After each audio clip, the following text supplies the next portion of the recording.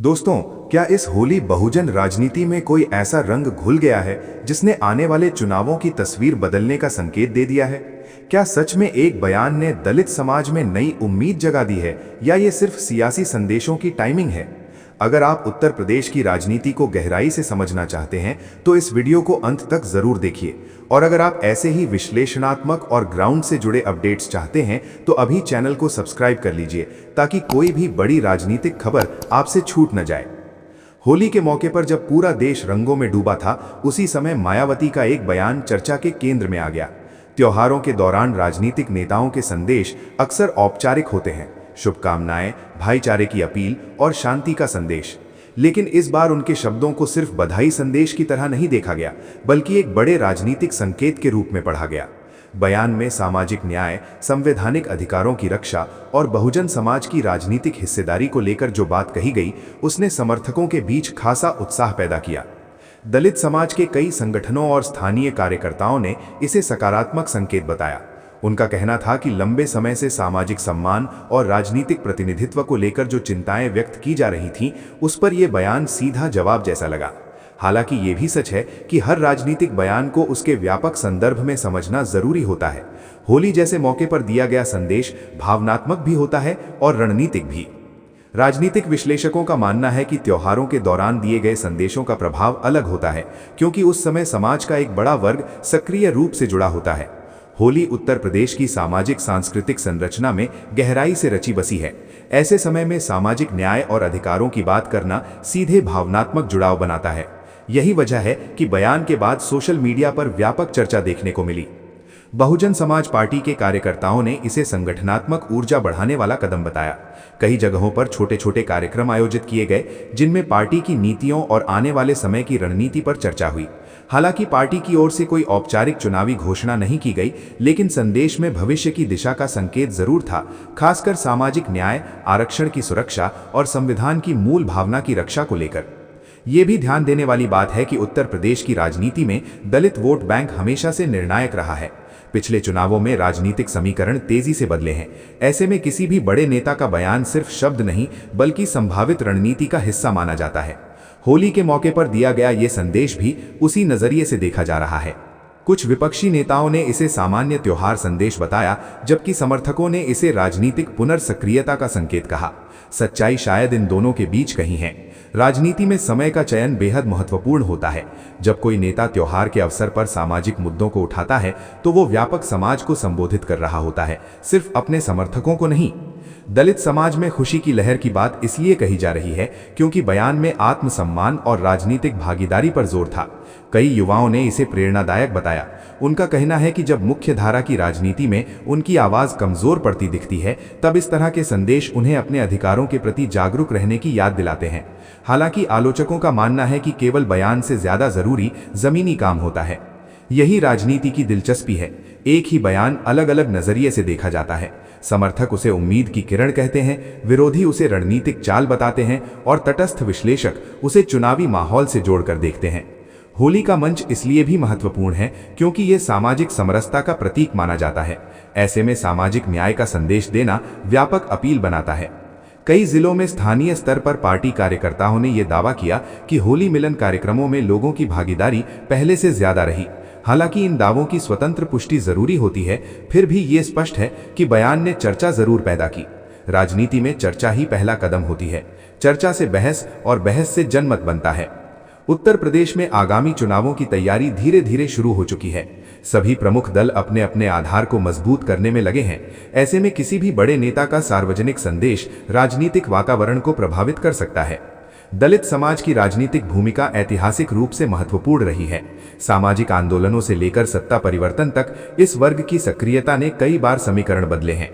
होली के इस संदेश को अगर व्यापक परिप्रेक्ष्य में देखें तो ये सामाजिक पहचान की राजनीति और विकास की राजनीति के बीच संतुलन साधने की कोशिश जैसा लगता है।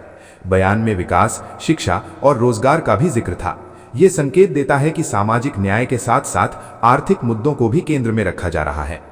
विशेषज्ञों का कहना है कि आने वाले समय में यह देखना महत्वपूर्ण होगा कि क्या इस संदेश के बाद कोई ठोस संगठनात्मक कदम उठाए जाते हैं। क्या बूथ स्तर पर पुनर्गठन होगा? क्या नए चेहरे सामने आएंगे? क्या युवाओं को नेतृत्व में जगह मिलेगी? ये सारे सवाल अभी खुले हैं। फिलहाल इतना जरूर है कि होली के मौके पर दिया गया ये संदेश चर्चा का विषय बना हुआ है। दलित समाज में सकारात्मक प्रतिक्रिया की खबरें आ रही हैं, लेकिन राजनीति में अंतिम निष्कर्ष हमेशा समय ही तय करता है। बयान से उम्मीदें बनती हैं, पर उन उम्मीदों को वास्तविकता में बदलने के लिए सतत प्रयास जरूरी होता है। ग्राउंड रिपोर्ट्स बताती हैं कि कई जगहों पर युवाओं ने सोशल मीडिया के जरिए अपने विचार साझा किए। कुछ ने इसे आत्मसम्मान की राजनीति का पुनर्स्मरण कहा, तो कुछ ने इसे आने वाले राजनीतिक समीकरणों की प्रस्तावना कहा।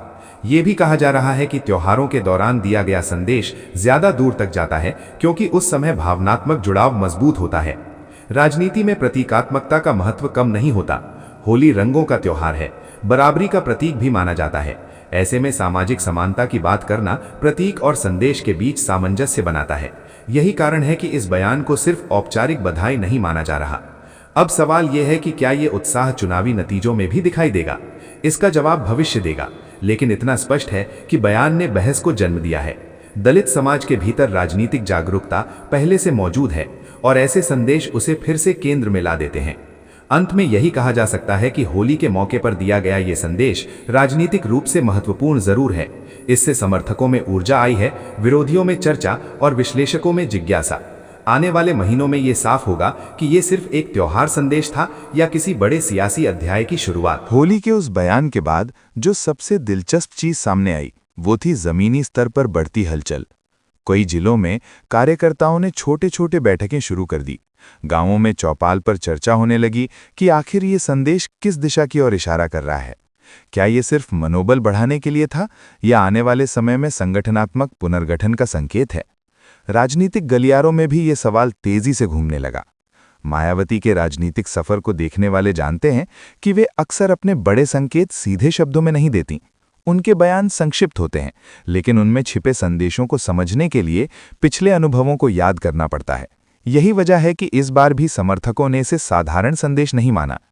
कई पुराने कार्यकर्ताओं ने याद दिलाया कि जब जब संगठन कमजोर दिखाई दिया, तब तब अचानक आई सक्रियता ने राजनीतिक समीकरण बदल दिए। ग्रामीण इलाकों में दलित समाज के युवाओं के बीच जो बातचीत हुई वो खास तौर पर उल्लेखनीय है। कई जगहों पर युवाओं ने कहा कि उन्हें राजनीति में अपनी हिस्सेदारी फिर से मजबूत करनी होगी। शिक्षा, नौकरी और सामाजिक सम्मान जैसे मुद्दों पर चर्चा तेज हुई। ये सिर्फ भावनात्मक प्रतिक्रिया नहीं थी, बल्कि भविष्य की रणनीति पर विचार जैसा माहौल था। हालांकि ये भी सच है कि किसी भी राजनीतिक उत्साह को स्थायी रूप देने के लिए ठोस कार्यक्रम जरूरी होते हैं। बहुजन समाज पार्टी के अंदरूनी सूत्रों के मुताबिक संगठन को बूथ स्तर पर फिर से सक्रिय करने की चर्चा चल रही है। ये जानकारी औपचारिक रूप से घोषित नहीं हुई, लेकिन राजनीतिक हलकों में ये अनुमान लगाया जा रहा है कि आने वाले महीनों में जिला स्तरीय बैठकों की संख्या बढ़ सकती है। अगर ऐसा होता है तो ये साफ संकेत होगा कि होली का संदेश सिर्फ प्रतीकात्मक में ही था। राजनीति में प्रतीक और रणनीति अक्सर साथ चलते हैं। होली का मंच इसीलिए भी अहम था क्योंकि ये सामाजिक मेलजोल का समय होता है। जब नेता ऐसे मौके पर कोई सामाजिक मुद्दा उठाते हैं तो वो सीधे जनमानस से जुड़ता है। दलित समाज में खुशी की लहर की बात इसलिए कही जा रही है क्योंकि बयान में आत्मसम्मान और अधिकारों की रक्षा का स्पष्ट संदर्भ था। ये भाषा उन लोगों को संबोधित करती है जो खुद को मुख्य धारा की राजनीति में हाशिए पर महसूस करते हैं। विपक्षी दलों ने इस पूरे घटनाक्रम को अलग नजरिए से देखा। कुछ नेताओं ने कहा कि ये सामान्य राजनीतिक बयान है, जबकि कुछ ने इसे आगामी चुनावों की तैयारी बताया। राजनीतिक प्रतिस्पर्धा में हर बयान का विश्लेषण होता है, खासकर उत्तर प्रदेश जैसे बड़े राज्य में जहां सामाजिक समीकरण बेहद जटिल हैं। वहां किसी भी बड़े नेता की टिप्पणी दूरगामी असर डाल सकती है। विश्लेषकों का मानना है कि आने वाले समय में 3 चीजें महत्वपूर्ण होंगी। पहला, संगठनात्मक ढांचे में बदलाव। दूसरा, युवाओं की भागीदारी। और तीसरा, सामाजिक मुद्दों को आर्थिक एजेंडे से जोड़ना। अगर ये तीनों पहलू मजबूत हुए तो बयान का प्रभाव दीर्घकालिक हो सकता है। अगर नहीं तो ये उत्साह धीरे धीरे कम भी हो सकता है।